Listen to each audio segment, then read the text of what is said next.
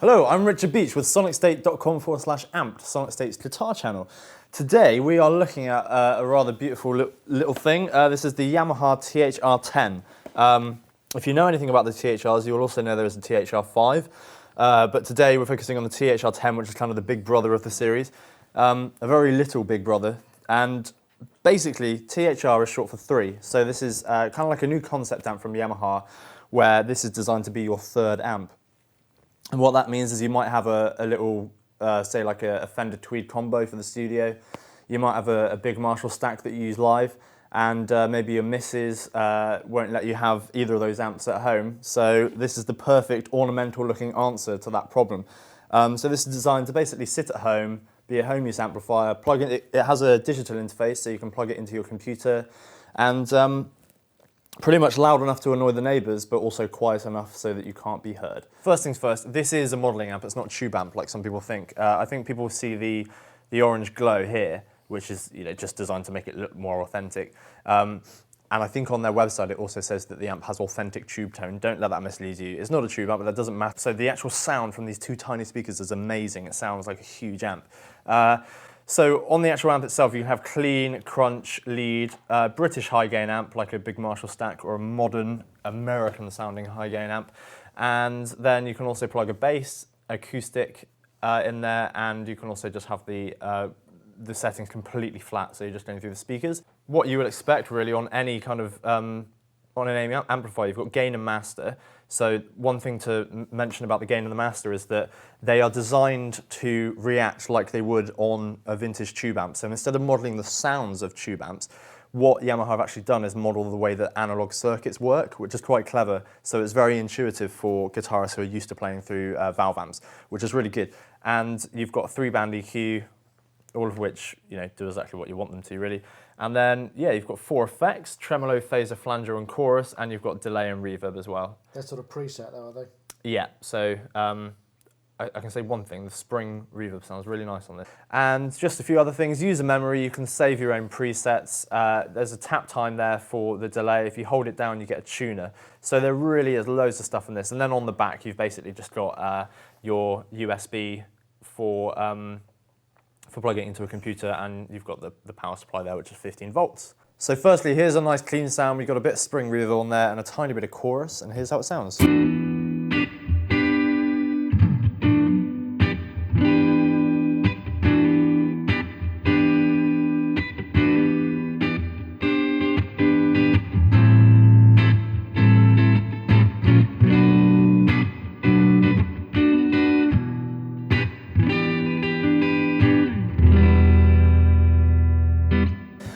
So really nice clean sound. That was on the neck pickup, by the way, on the Gretsch, so you can get a bit more of a trebly sound out of that.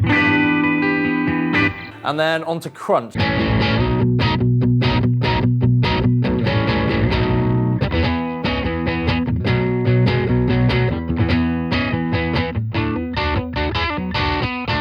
if I give it a bit more gain on the crunch, you can hear that's quite, well, a fairly crunchy and distorted chord. If I just reel off some of the master volume on my guitar,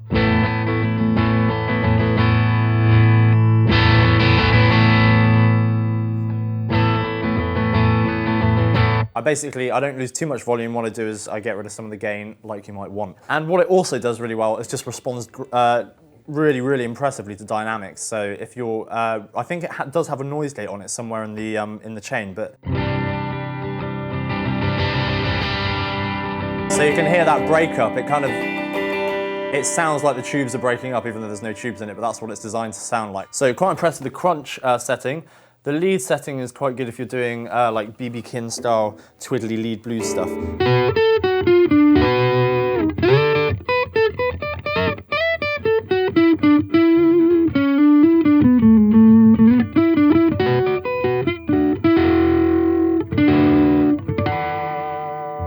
So That's what the lead setting sounds like. British high gain. Want it on the British pickup for this.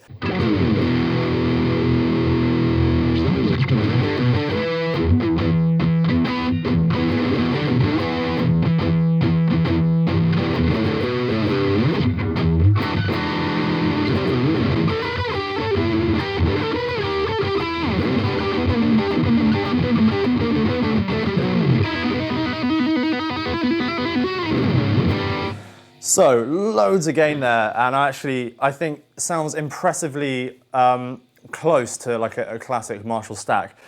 In the room right now, I can tell you that actually it does sound like it's coming out of a small amp, and the volume levels are quite low, and we can get the volume levels loud enough. Like I said, it is loud enough to annoy your neighbours. But mic'd up, you can actually get some really impressive beefy sounds. Not quite as beefy on the British high gain as you can get on the modern high gain.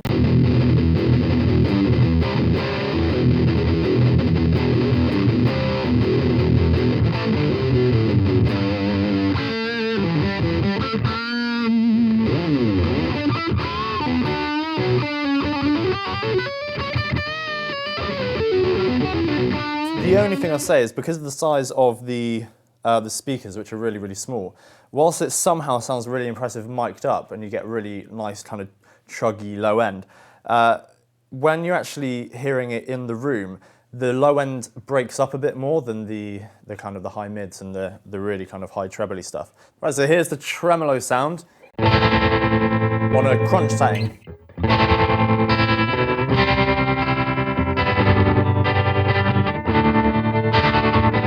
So flanger, let's get it on a phaser. Phaser. Let's get it on a more high gain.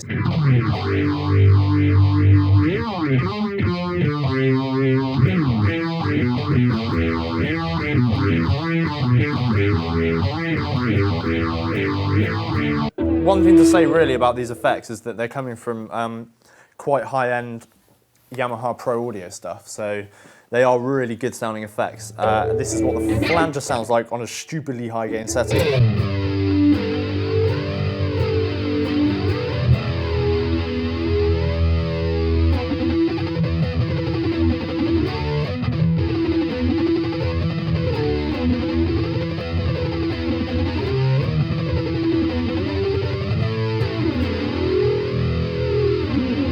So pretty much sounds like you would want a flanger to sound.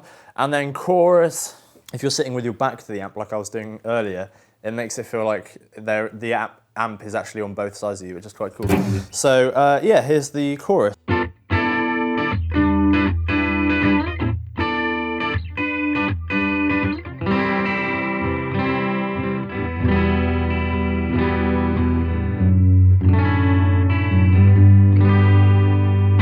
You know, if you wanted, there's 6 different effects on here, so if you wanted 6 different effects on your pedal board, then you're looking at 6 different pedals. So the fact you've got it on 2 knobs, they are massively limited by that, basically. So for kind of home use and just getting inspired and making riffs and making cool sounds, they're actually really good for, you know, as inspirational tools. Right, so now we're going to look at delay and reverb, and basically there is a setting where you can combine the delay and the reverb together, so why not kill 2 birds with 1 stone? So here we go.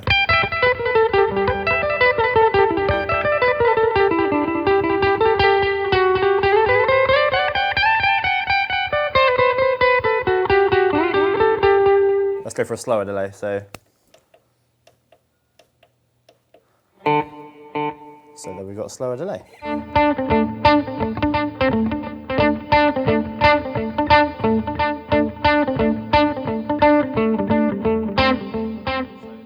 Really cool, and again, really inspirational, really good to play with. Well, the reverb, you've got a spring and a hall, so.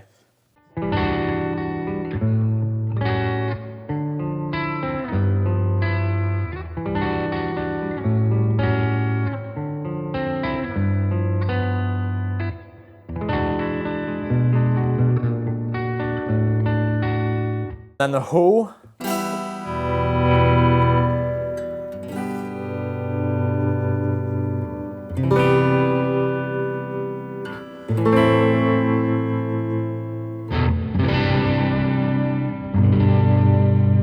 So it sounds really big, almost like kind of stadium 80s cheesy rock guitar, which is really cool. So basically there's loads of stuff you can do with this amp. There's obviously also the interface side of things as well, which we'll show in a separate review, but as an actual amplifier, then this thing is really, really cool, and mic'd up it sounds amazing.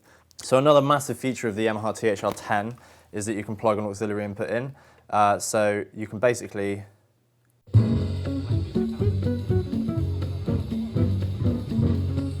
I think there is, like, when you actually play your music through this, it does sound more stereo than the music actually is. So I think there's something going on there to make your music sound a kind of a bit more wide, as in a stereo field. So when you play along,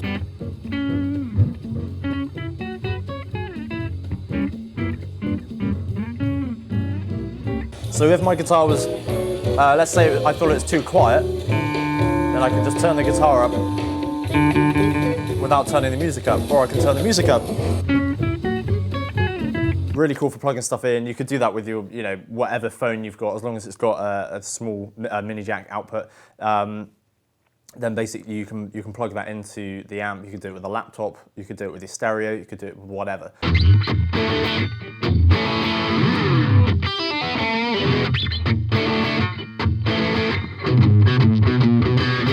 Okay, so my thoughts as a roundup, 259 quid retail price. Let's talk about it in terms of what you're getting for that money. I think it's worth that, definitely. You're getting a small amp that's portable and looks good at home as well, so your missus is more likely to let you have it in the house.